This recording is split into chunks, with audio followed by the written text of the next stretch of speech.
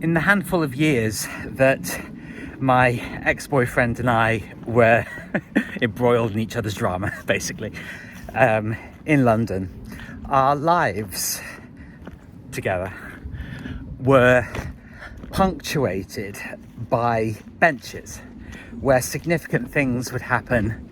The very romantic initial stage that was very, very swiftly to be over was where we first met each other in person. It felt very, very exciting, to be honest.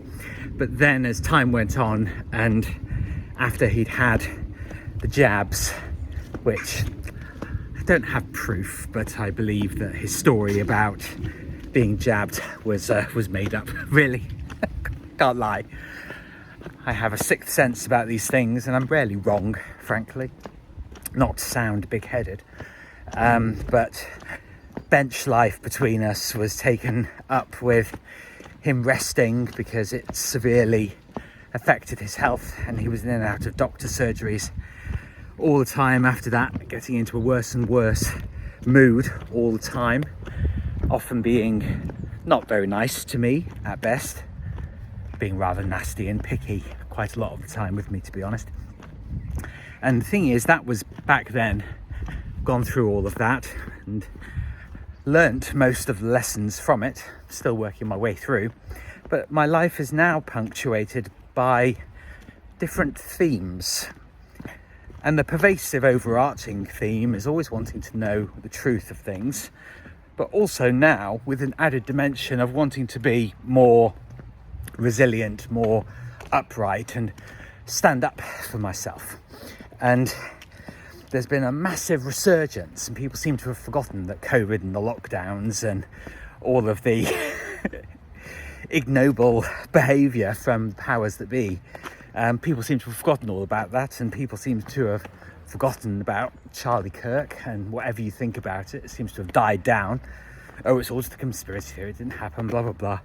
It's all very vulgar, frankly. I don't like the self-congratulatory nature of some of the people who I follow. I find it all really, really distasteful.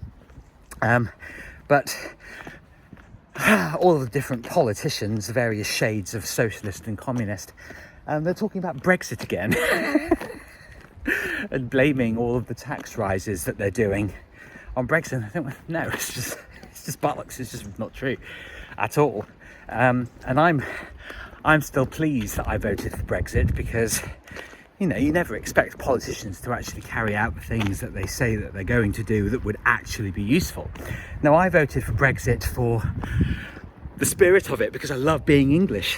I feel really blessed and privileged to have been born an Englishman. And I'm not talking about pride, because we know what pride comes before.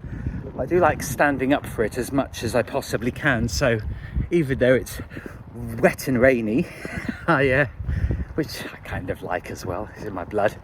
I like wearing my suit and looking as good as I can, at the same time as developing myself all the time, because we're living in very, very turbulent times where the vast majority of people that you meet and you talk about politics and economics, all these different things, that people seem to be, even after all of the available resources online, that people still seem to be ignorant about how money and politics actually work.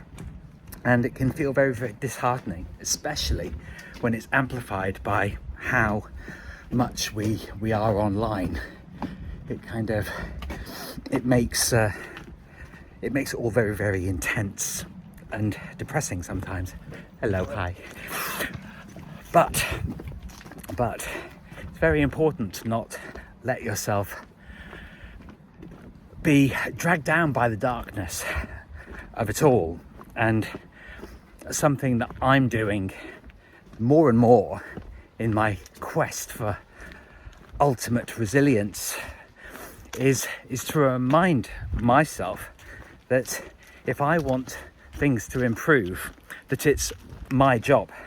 We want to defer things to other people, and the powers, as Neil Oliver puts it, the powers that ought not to be will blame things rather than actually accepting the fact that they're just carrying out orders from this amorphous blob of they're talking about Brexit. Who the fuck these people are, we don't really know. We have names and lists of people that we dislike, but we don't know if they're the actual ones who are making the ultimate decisions.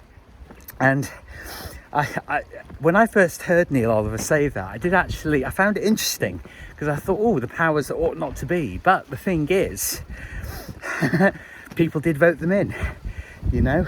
No matter how small in numbers, we have a system, and whether we agree with it or not, whether we agree it's legitimate or not, that's who's in those positions. And we can blame them, you know, but we have to, if a rule is a rule, then we have to universalize it. So we have to understand that, well, if they're doing the stuff that they're doing, we conversely can do what we're doing, and it's up to us to decide what that is. And honesty, truthfulness and beauty really, really matter, and no amount of infighting is ever going to improve things. We all know this, we all feel it, but it's all very, very, very tempting.